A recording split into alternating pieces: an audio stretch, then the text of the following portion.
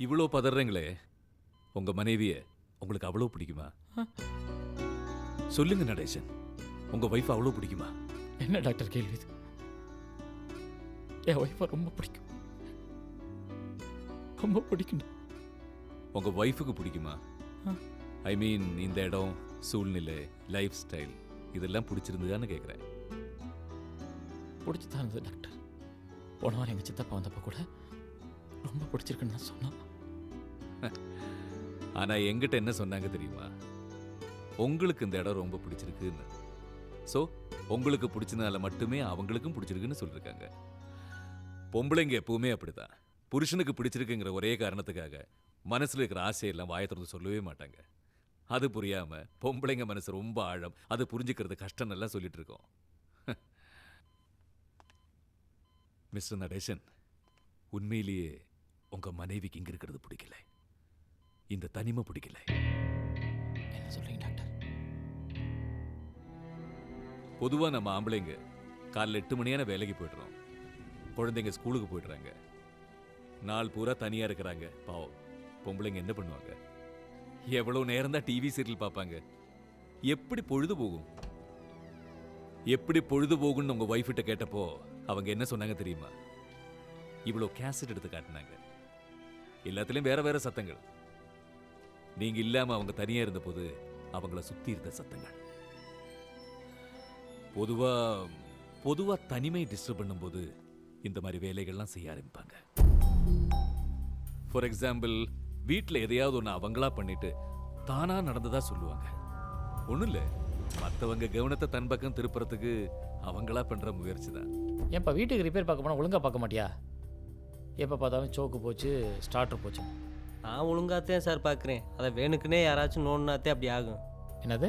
இல்லாதது இருக்கிறதா நினைச்சு அவங்களுக்குள்ள ஒரு தனி உலகத்தையே கற்பனை பண்ணிப்பாங்க. அதில்ல பக்கத்துல அதெல்லாம் சீனி போடல. ஆச்சி பார்த்து கொண்டுட்டு போறீங்க. நீங்களும் காஃபி எடுத்துங்க மாமா. சாலா, வாங்க வாங்க காஃபி எடுத்துக்கங்க. என்ன செய்கிற நீ? அடுக்கி வச்ச துணியெல்லாம் கலைச்சிட்டு மறுபடியும் மடிச்சு அடுக்கி வைப்பாங்க. வீட்டில் இருக்கிற பொருட்களை எல்லாம் இடம் மாத்தி வைப்பாங்க. என்னது எல்லாத்தையும் அங்கே இங்கே மாற்றி மாற்றி போட்டு வச்சிருக்க? சுத்தம் பண்ணேன், அப்படியே எல்லாத்தையும் நகர்த்தி வச்சேன். சும்மா இருக்க தோணாத உனக்கு? இந்த பிரச்சனை தனியா இருக்கிற எல்லாருக்குமே இருக்கு. உங்க மனைவிக்கு கொஞ்சம் கூடுதலா இருக்கு. குடும்பத்தை விட்டுட்டு புருஷன் முன்னாடியா தனியாக போய் இருக்கக்கூடாதுன்றீங்களா? கூட்டு குடும்பம், தனி குடித்தனம், அதை பத்தியே நான் பேசல. கல்யாணம் ஆன உடனே வீட்டில் இருக்கிற பெரியவங்க ஒரு குழந்தைய பத்துக்கன்னு நச்சரிப்பாங்க. ஏன் தெரியுமா? உலக அழகனும் உலக அழகியும் கல்யாணம் பண்ணா கூட ஒருத்தர் முகத்தை ஒருத்தர் 1 வருஷத்துக்கு மேல பார்க்க முடியாது. பார்க்க 3வது ஒரு குழந்தை முகம் தான் வேணும். அந்த குழந்தைய பார்த்துக்க அத்தை வருவாங்க. உடம்பு சரியில்லாம போனா கை வைத்தியம் பார்க்க பாட்டி வருவாங்க.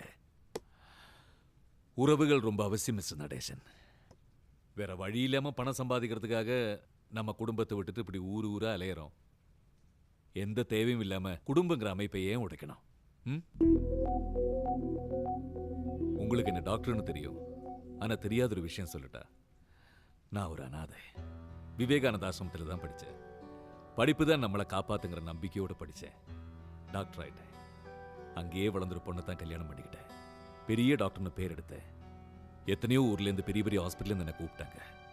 ஆனால் எங்கேயுமே போகாம 12 வருஷமா இதே ஊரில் தான் இருக்கேன். ஏன் தெரியுமா? இங்கே நான் டாக்டர் மட்டும் இல்லை, என் அண்ணானும் மாமானும் புள்ளைன்னு கூப்பிட்டு கொண்டாடுறாங்க. நாளைக்கு எனக்கு ஏதாவது ஒண்ணுன்னா எனக்குன்னு ஒரு 10 பேர் சேருவாங்க. இந்த மாதிரி உண்மையான உறவுகளை தான் எல்லாரும் தேடுறாங்க. எல்லா உறவுகளும் இருக்கும்போது நீங்க எதை தேடுறீங்க மிஸ் நடேசன்? டாக்டர், பல்ஸ் இப்போ கொஞ்சம் பெட்டரா இருக்கு. Wow, she is feeling better now.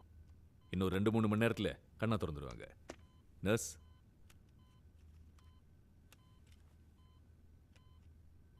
என் வைஃபுக்கு என்னாச்சுன்னு பதறிட்டு இருந்தீங்களே, உங்க வைஃபுக்கு மனநோய். பட் இப்படி ஒரு பிரச்சனை இருக்கிறதா அவங்களுக்கே தெரியாது.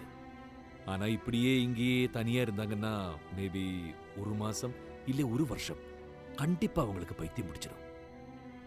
உங்க மனைவி உங்களுக்கு ரொம்ப பிடிக்குன்னா கூட்டு போங்க. அவங்களுக்கு பிடிச்ச உங்க குடும்பத்துக்கே கூட்டு போங்க. அதுதான் நீங்க அவங்களுக்கு கொடுக்குற மருந்து.